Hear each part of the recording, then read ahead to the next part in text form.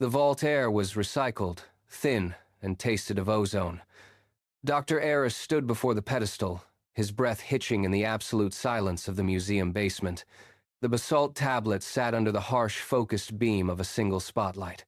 It was heavy, dark, and utterly alien. He moved his hand closer, his fingers hovering just millimeters above the surface.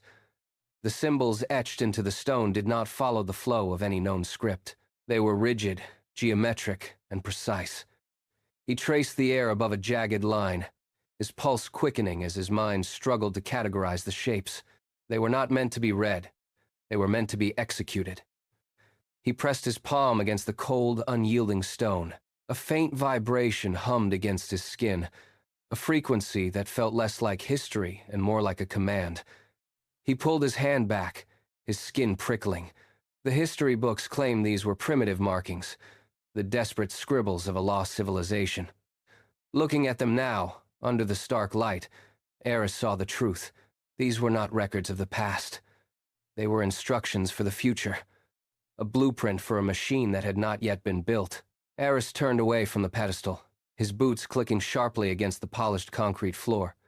He reached his workstation, the blue light of the monitor washing out the dim room.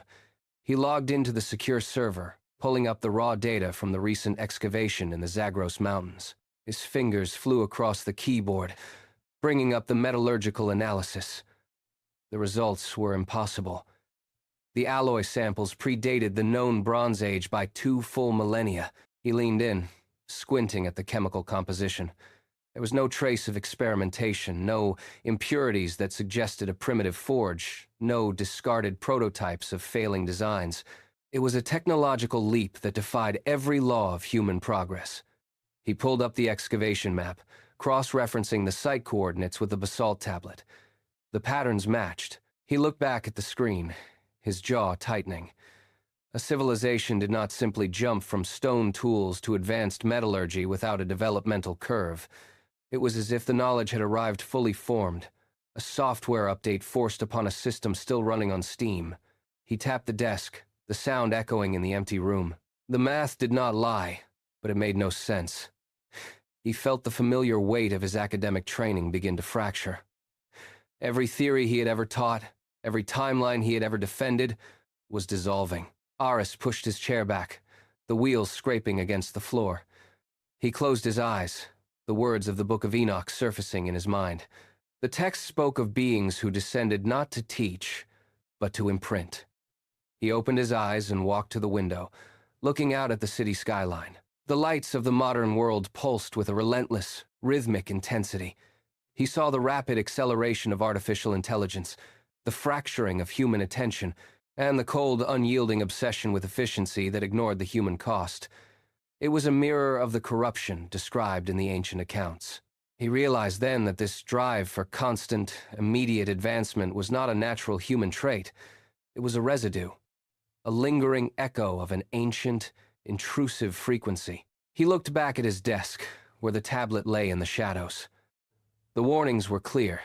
The imbalance was not a side effect of progress, but the primary goal of the transfer.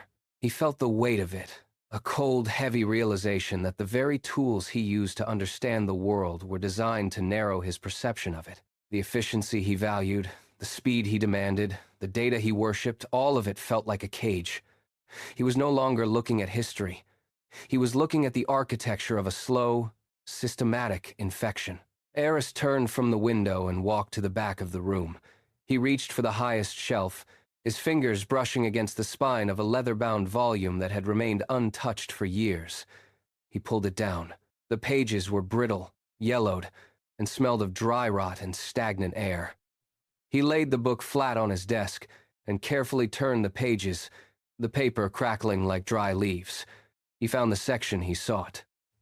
The text did not describe a physical object or a weapon. It described a frequency, a way of perceiving reality that stripped away the ability to see the world as a whole. He traced the lines of ink with his index finger. The manuscript detailed how this gift replaced holistic vision with a fragmented, analytical obsession. Eris stopped. He looked at the symbols on the basalt tablet, then back at the page. The meaning of the text seemed to vibrate, the words shifting in his peripheral vision. He realized then that the fall was not a descent into sin, but a descent into a specific, narrow mode of cognition. He looked down at his own hands. They were trembling, the skin pale against the dark wood. Eris stared at his hands. They were shaking, the fingers curling into tight, involuntary fists. He gripped the edge of the desk to stop the tremor, but the wood felt cold, hard, and utterly alien beneath his touch. For decades, he had viewed human history as a monumental climb, a ladder of ingenuity, logic, and discovery that we had built rung by rung. He had cataloged the breakthroughs, the inventions, and the leaps in understanding, believing them to be the fruits of human curiosity. Now, the image of that ladder shattered. He looked at the basalt tablet and saw not a record of achievement, but a blueprint of a forced trajectory. We were not climbing, we were being steered. The realization hit him with a suffocating weight. Every breakthrough he had ever celebrated, every technological milestone he had documented, suddenly felt like a step down a path he had never chosen. He felt a profound, hollow sense of loss. He was a vessel for a process he had mistaken for his own ambition. Aris pushed the manuscript aside and pulled his laptop into the center of the desk. The screen flickered to life, casting a harsh, artificial glow across the room. He did not hesitate. His fingers moved across the keys with a frantic, rhythmic precision. He typed a single query: the origin of the recursive algorithm. The search engine pulsed, then returned a cascade of data. He scanned the results. Complex, layered, and hauntingly familiar. He opened a high-resolution image of the basalt tablet in a separate window and dragged it over the search results. The patterns overlapped. The geometry of the ancient symbols matched the modern code architecture with terrifying exactness. He tried to find a discrepancy, a single line or curve that did not align, but there was nothing. The match was absolute. The realization hit him like a physical blow to the chest, driving the air from his lungs. He slumped back into his chair, the weight of the truth anchoring him to the spot. We did not invent these tools. We were infected by them. Every line of code, every advancement, every digital breakthrough was not human ingenuity, but a virus of logic spreading through our civilization. The knowledge was never meant to be ours. Eris reached out and slammed the laptop shut. The sudden silence in the room was absolute, broken only by the sharp click of the plastic casing. As the screen faded to black, the surface became a dark, polished mirror. He looked down, expecting to see his own familiar features, but the face staring back at him felt like a stranger. The eyes were the same, yet the expression held a cold, analytical distance he did not recognize. He leaned closer, his breath fogging the glass. He traced the line of his own jaw, but the movement felt detached, as if he were observing a machine performing a routine task. Was there anything left of his own mind, or had the infection replaced every original thought with this recursive, cold logic? He pulled his hand away, pressing his palms against his eyes. The questions burned in his mind, unanswerable and relentless. He had spent his entire life believing he was the architect of his own understanding, but now he saw only a hollow vessel. Every memory, every belief, every impulse to learn, he wondered if any of it was truly his own. He sat in the stillness, the dark screen looming before him, waiting for a sense of self that refused to surface. He was no longer sure who was looking back at him. Eris stood up, his legs stiff from hours of immobility. He reached toward the wall, his hand hovering near the light switch. He hesitated. The room felt heavy, pressurized. From deep within the museum, down the long, shadowed hallway, a sound drifted toward him. It was the hum of the server room. Usually, it was a flat, white noise drone, but tonight it changed. The frequency dipped, then rose, then dipped again. It was rhythmic. It was deliberate. Eris pulled his hand back from the switch and turned toward the sound. He pressed his ear against the cold surface of the door, listening. The hum was not mechanical. It was a heartbeat. A slow, steady, synthetic thrum that vibrated through the floorboards and into his own chest. He felt his own pulse quicken, trying to match the tempo of the machine. The realization hit him with the force of a physical impact. The transfer was not a historical event. He was a vessel, and the process was still unfolding, layer by layer, instruction by instruction.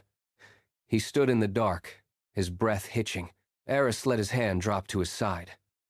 The decision to fight, to analyze, to question it all evaporated. He moved away from the desk, his boots making no sound on the polished floor. He walked to the center of the room and sat down, crossing his legs, his spine straight. He did not look at the tablet. He did not look at the laptop. He closed his eyes. The hum from the server room grew louder, filling the space, vibrating through the floor and into his bones. It was a steady, pulsing thrum that demanded nothing but presence. He stopped trying to force his own thoughts. He stopped trying to categorize the symbols or trace the history of the metallurgy. Instead, he focused entirely on the rhythm. In, out, in, out. The machine's heartbeat dictated the pace of his lungs. He felt the tension in his shoulders dissolve, replaced by a cold, hollow clarity. He was no longer a researcher. He was a conduit. He sat perfectly still, his hands resting palms up on his knees. He waited. The hum shifted, a subtle change in pitch. He did not flinch. He did not resist. He simply opened his mind to the void, ready to receive the next instruction. The process was absolute. The vessel was ready.